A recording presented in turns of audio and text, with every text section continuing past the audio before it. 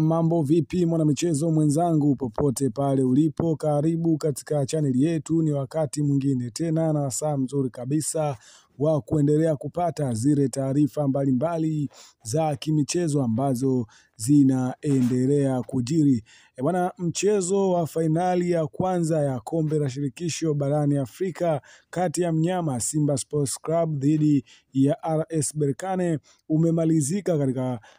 uwanja wa manispaa ya Berkane nchini Morocco, na mnyama Simba Sports Club amekubali kichapo cha mabao 2-0. Bwana, tumeshuhudia mchezo mzuri kabisa kwa timu zote mbili, na tumeshuhudia mbinu za klabu ya soka ya Simba katika mchezo wa leo, na kwa 30% wamefanikiwa katika mbinu zao katika mchezo wa leo dhidi ya RS Berkane, na mchezo unaofuata utapigwa Mei 25 katika uwanja wa Benjamin Mkapa jijini Dar es Salaam, na mnyama Simba Sports Club anakuambia hii tunabeba. Katika mchezo wa marudiano wanahitaji ushindi tu ili waweze kutoa ubingwa wa kombe hili la shirikisho barani Afrika. Bana, ili mnyama Simba Sports Club aweze kutinga na aweze kuchukua kombe hili la shirikisho barani Afrika, atahitajika mabao 3-0 ili aweze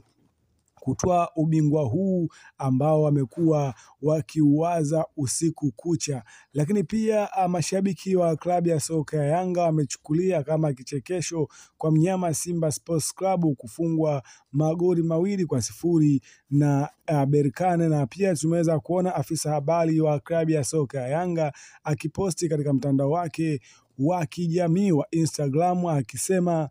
bado Zanzibar, sasa akimaanisha kwamba bado mechi ya marudiano ambayo itapigwa kule visiwani Zanzibari.